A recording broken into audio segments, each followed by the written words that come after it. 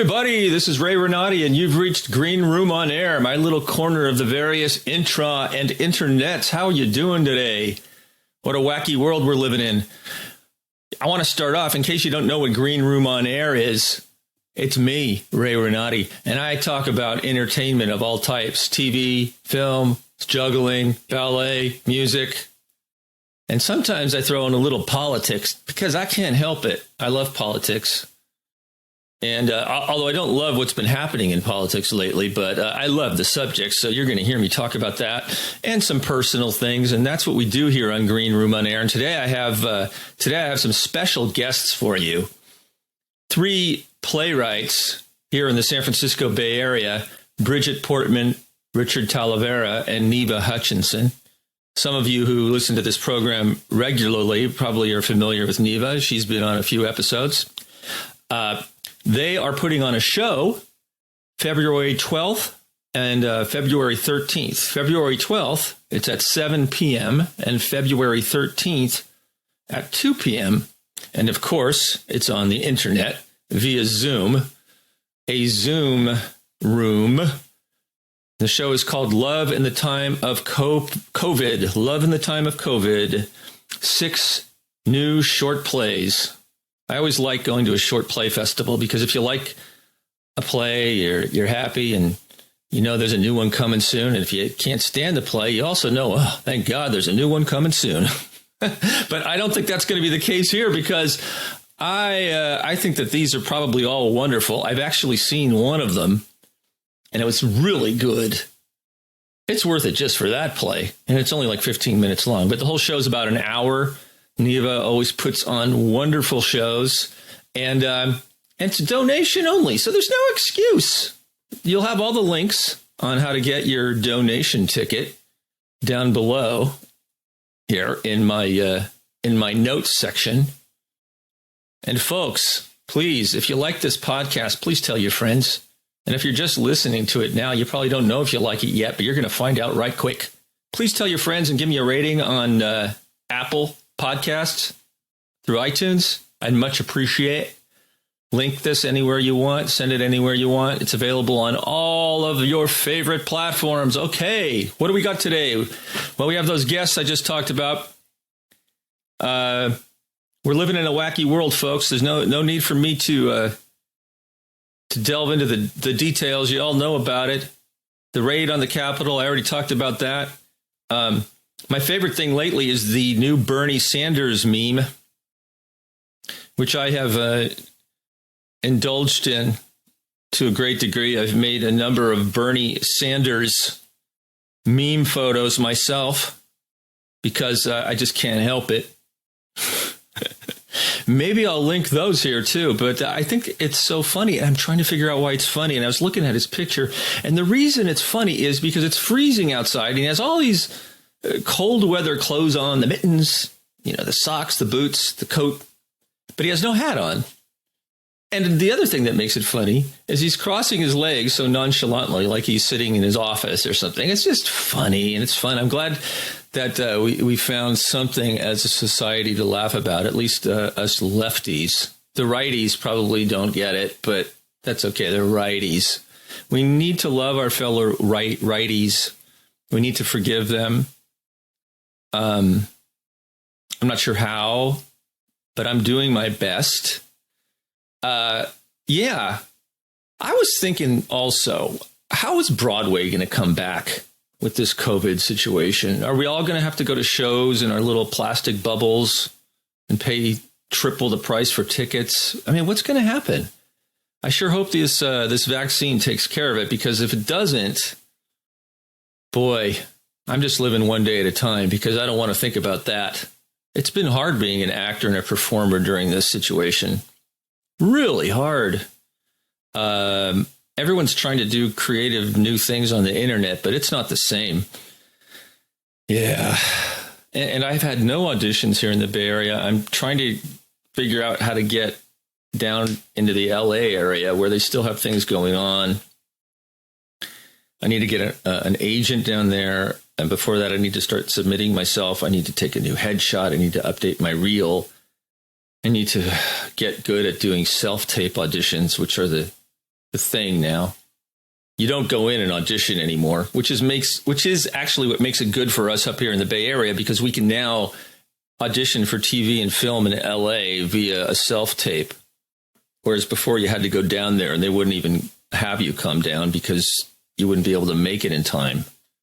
And also there are a ton of actors down in LA, but now they don't care where you're from. So that's good in a sense. I just got to get on the bandwagon. All righty. I hope you're all staying safe. I want to see if I can get the COVID shot soon. I do drive. I drive kids around for a couple of services like Uber and Lyft. It's called Zoom and Hop, Skip, Drive. And I feel nervous driving around with people in the car. And I think I actually can get a shot. I think I can get the vaccine, but I have to figure out how to do that. Yes, indeedy. All right. Hey, folks, guess what? It's time. It's time for my guest, Bridgette Portman, Richard Talavera, and Neva Hutchinson.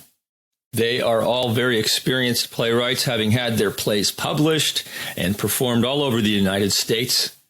And I'm very excited to have them all here. And without any further ado, Richard Talavera, Neva Hutchinson, and Bridgette Portman. Thanks for coming, everybody. Hi, Neva and Bridgette and Richard. How are you this morning? I'm well. Good. I had to put on a hat as well to keep everything. Yeah, exactly. Yeah, control hair. Right? We're controlling hair today. I'm going to get myself a haircut today. I attempted to cut my bangs last night, and well, it's not as bad as it could be. So I'm satisfied. It looks pretty professional to me. Oh, thank you. It's got that side layering thing going and stuff. Let's call it that. Yeah. Yeah. So you have a show coming up called Love in the Time of COVID, correct? Right. Yeah. It's a Valentine's Day show that's airing on February 12th at 7 and 13 at a 2 o'clock matinee. Valentine's Day. How appropriate. That's on Sunday. So if you see us on Saturday, you can still go out and get something for that special person. Right. And will this inspire people? Will this show inspire people to go buy things for their special person? That was a stupid question. Yes, but I also hope that it inspires people to do so safely. Yes, do so safely. and get those chocolates safely. I wonder if they have drive-up chocolate places. Probably not. Maybe they will. That would be a good idea for Valentine's Day, right? Like, drive-up flowers, drive-up chocolates, drive-up whatever. I like it. Victoria's Secrets. I don't know. That would be lovely. Yeah. So, what plays do you all have going? Why don't you tell me about, Neva, what plays? You wrote some plays for this, didn't you? I wrote 2 of the plays. I wrote Lover from Another Planet and The Giant Whoosh. The Giant Whoosh. Yes. Wow. Whoosh. Is that with an H? Uh-huh. Okay, good. And what do you want to give us synopsis? Oh, sure. Right. Basically, with Love in the Time of COVID, we're not literal. We don't take it literally. But The Giant Whoosh is about 2 women who are waiting for a train to arrive and what that means to their relationship. Mm-hmm. And then Lover from Another Planet is 2 more mature actors who meet in purgatory. I see. Great. Yeah. I like that, purgatory. Anything that has to do with purgatory is always fun. I mean, it is. It's like I've never seen a bad play that has anything to do with purgatory or, not quite getting to heaven. Well, one character kind of bad. Yeah. One character keeps asking the other, "Is this purgatory?" And the other one will say, "Yeah." And the other one will say, I don't remember now what the other one says. I'll have to look it up. That's okay. Yeah. All right. And let's see, Bridgette, what about you? Sure. So I wrote 2 plays. one of them, they're very different in tone. One of them is a comedy, a really silly comedy called The More Things Change. And it is set back in the 1300s during the bubonic plague.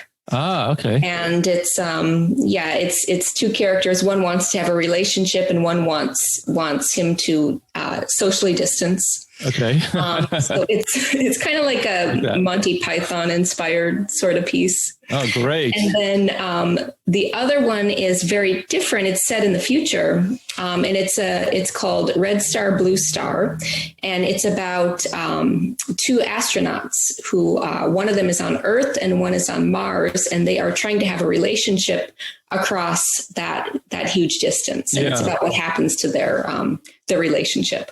Right. And I got to see that already. I got to see a rehearsal, right? Yeah. Yeah, I won't say anything though.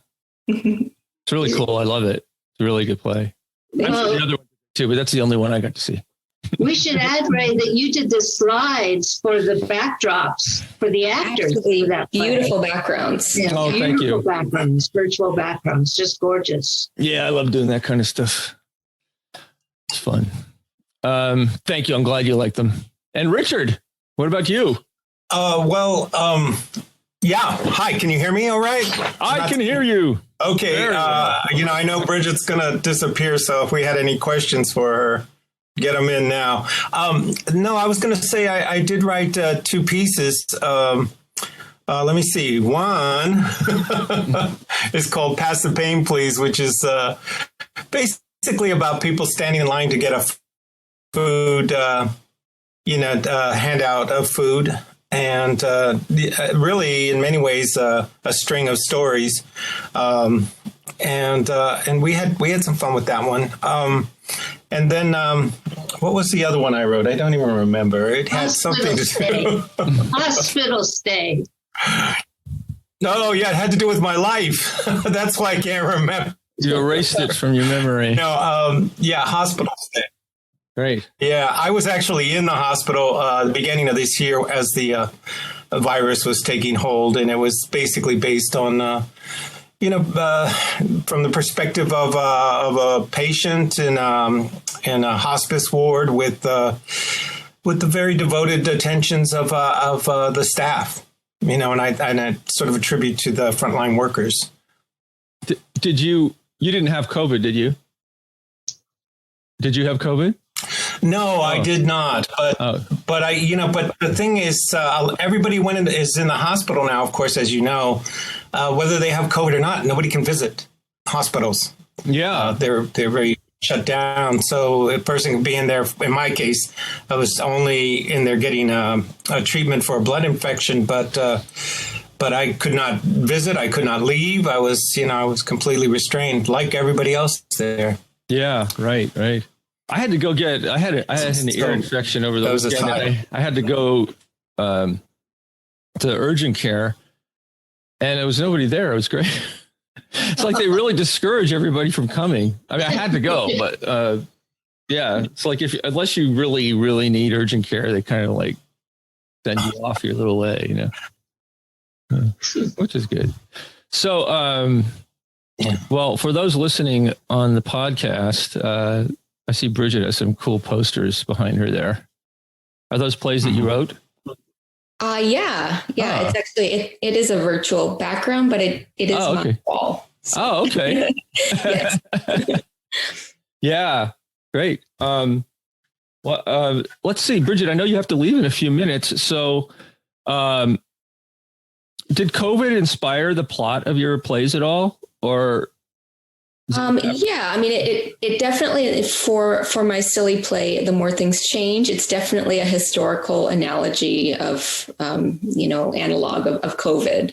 Mm-hmm. And then my other play, it's not directly about COVID, but I think just the idea of people trying to maintain relationships and trying to be connected now and just not being able to.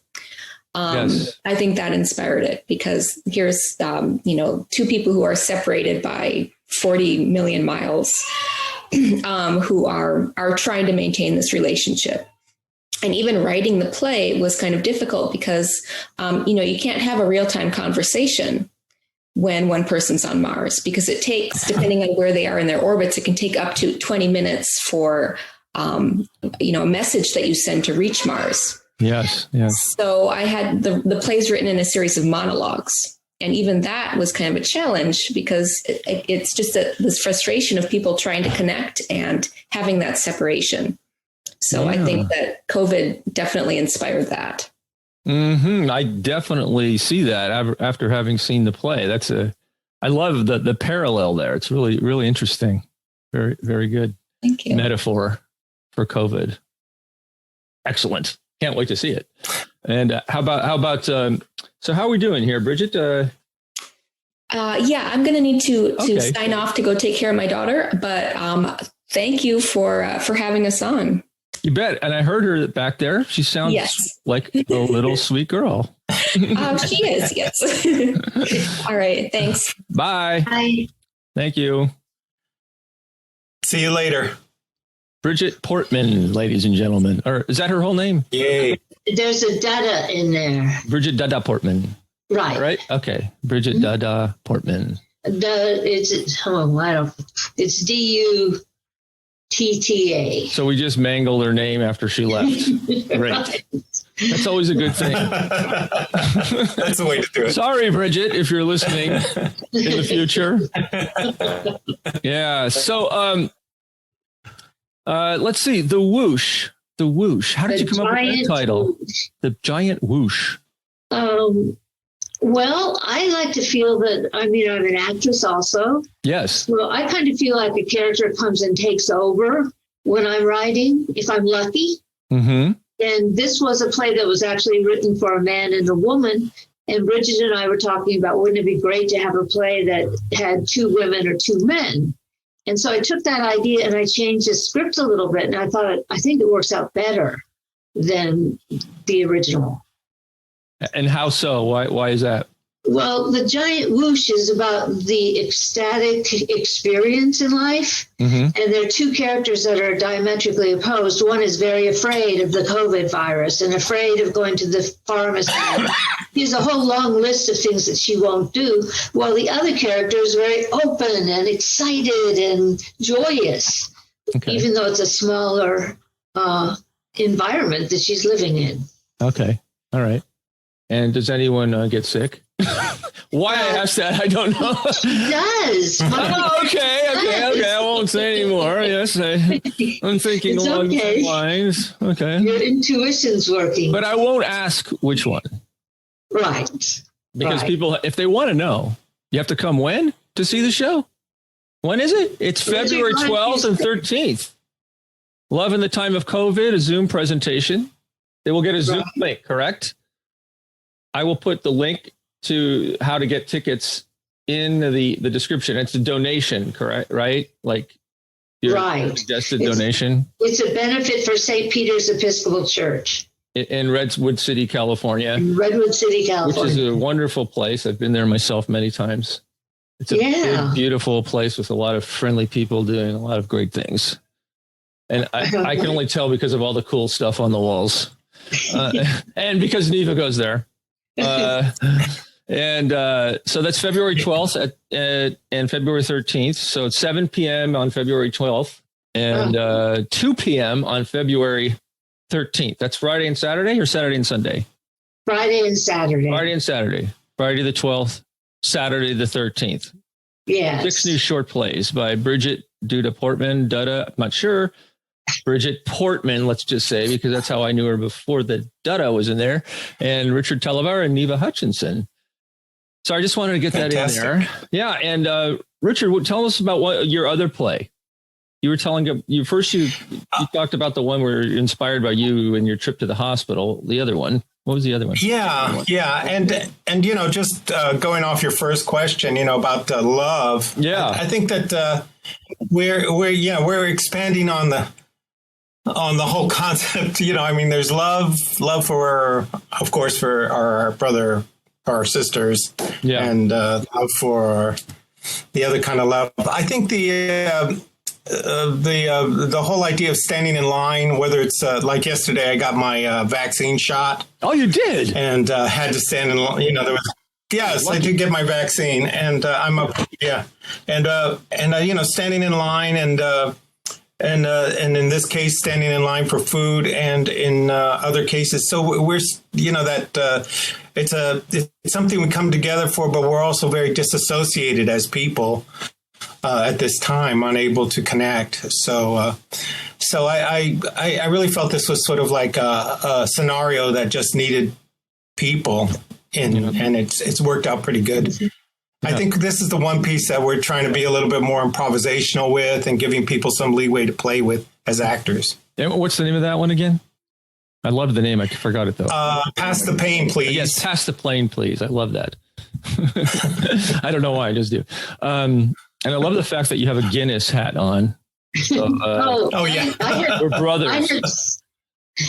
I have something to add, Ray. Yes. It's being produced by the St. Peter's Players, and Richard was one of the founding members of the St. Peter's Players. Oh, great. It was his idea, actually. The very first reading we had. You tell them about it, Richard. And when did this begin recently? Because I didn't know that you had a formal group of actors at St. Peter's. Richard? Oh, yeah. They've been, you know, it's been a couple of years now. And I've been fortunate to be in a couple of performances. I live kind of far from Redwood City, but actually it was kind of interesting. Speaking of the Guinness hat, I always felt this is really kind of strange, but I've always felt that St. Patrick has a bad rap as far as drinking goes, because he really wasn't. He was not a drinker. You know, I always say St. Francis. You know, San Francisco could drink them under the table, but we don't do anything like that for, you know. So I just wanted to say, let's celebrate St. Patrick's Day, or the whole idea, with reading a play by Yeats. And we did, and it was, I think it was the hardest thing we did, and it was the first. Uh-oh. Did he freeze? Right. It was the first play that we did as a reading. We've been able to keep it going, and it's just a fantastic community theater. We lost about a lot of what you said there. You froze for a second. So you're right after you talked about Yeats being the hardest thing that you did. Yeah, I was saying that further on, you know, that it's just a wonderful community theater, and I think there's too little of that. I agree. Yeah. Because people, for some reason in the Bay Area, people don't want to ever think of themselves as a community theater. You know, because there's so many people who take acting seriously in here. I'm not an amateur. I'm not, but we need actual community theaters with people in that community. And some of those performances can be the most moving. I agree. The ones I've been to, like if I go to a high school performance, or I've been to some actual very much community theater performances, and I left there, some of the most moving pieces of art I've ever seen, because it's all about the love. Yeah. You agree, Neva? I do. I agree. I'm sorry I was interrupting you. No, there. That's fine. Please interrupt me. We were on a roll. I love being interrupted. I find what I try and do is use the community that we have for St. Peter's Players, and then I filter in people who are bona fide actors. That's great. So we have what I call my ringers are in there. They come in and they play roles also. And so there's this interaction that happens between the actors I've worked with for a long time and actors that are new to working with me and the other people. Right. Great idea. Yeah. Also, and I just gotta go ahead. I just have to agree with you, you know, about that whole idea of amateur theater. I mean, there's nothing that says it can't be good.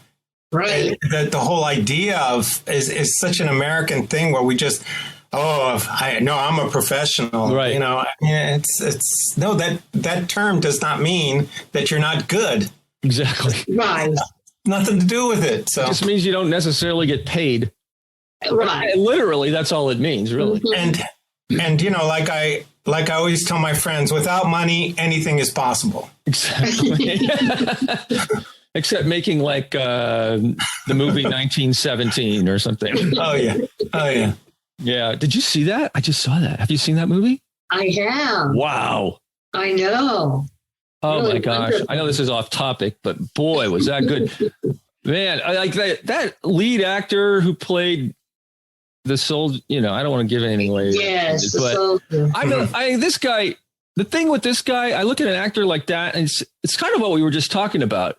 He's too good. I mean, it's like, he's not Leonardo DiCaprio in Revenant or whatever, where it was a similar thing, this trek of impossibility where he didn't talk or anything. This guy was, I mean, I never believed 1 second he was acting.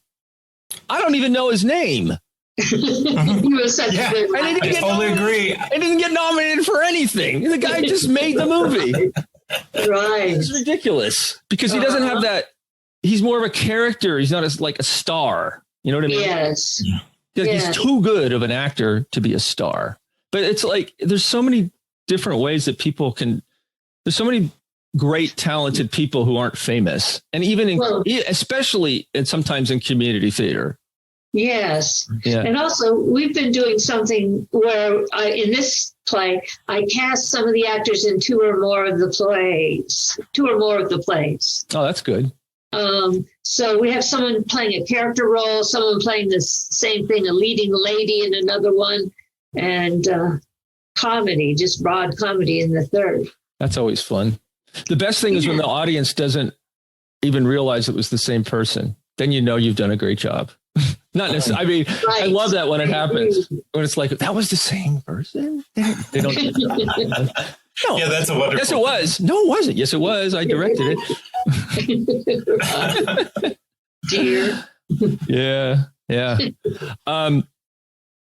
So now when people press on this link, they're going to go to a ticket page. Right. And on that ticket page, is there a suggested donation, or do we want to say what that is here? Or we don't really have a suggested donation. Our priest feels that it's easier to get more money if you don't have a suggested donation. Well, he should know because priests are really good at that. Yeah, getting money. No, that's not a bad thing. I mean, that's part of the job, right? I mean, they got to keep the place going. I was a Catholic. I still am. I went to church all the time. They're always taking money, and they know how to do it well. So yeah, I won't argue with that. And now I'm going to shut up about that because if he's listening, oh God, whoever you are, I love you. Father Ian, you're the awesomest. Stanford. Yes. Okay. And then they'll get a link to a Zoom conference, right? Or is it just a regular? Okay. They'll get a link to a Zoom conference. Yeah. So it's not going to be on YouTube. It's going to be Zoom, and you don't have to download any software or anything like that. You can just look at it right through your browser, which is one of the great things about Zoom. Mm-hmm. Maybe the greatest. And there's no passcode that's being asked. Okay. It's embedded in the. It's embedded in the thing. Okay. All right. And how long is the performance? Well, I've been hoping to bring it in like an hour and maybe 5 minutes. Perfect. Yeah. I think that's a good Zoom length. I do too. All of the plays are 10 minutes or on other sides of it. They're either 10 minute or 15 minute or 10 minute and then 7 minutes or something. Great. I love short play festivals like this. So much fun because you can really concentrate into the story, and then soon you're going to have another story. And if there's one you don't really relate to, there's another one coming real soon. Right. Exactly. That's a really good. There's nothing worse than going to a 2-hour play and it's like, this is the most boring subject on the earth for me. Intermission. Right. Especially when other people are loving it and you're like, what's wrong with me? Anyway. Right. I really like that concept. It's like, that's a real sell. Like if you don't like it, there's another one coming. If this one sucks, there's one coming. It might be good. No, I'm sure they're all great. Yeah. Well, thank you so much, both of you, for coming on today. I really appreciate it. You're welcome. That's great to see you, Ray. Nice to see you too, and have a wonderful day. I'm on your side.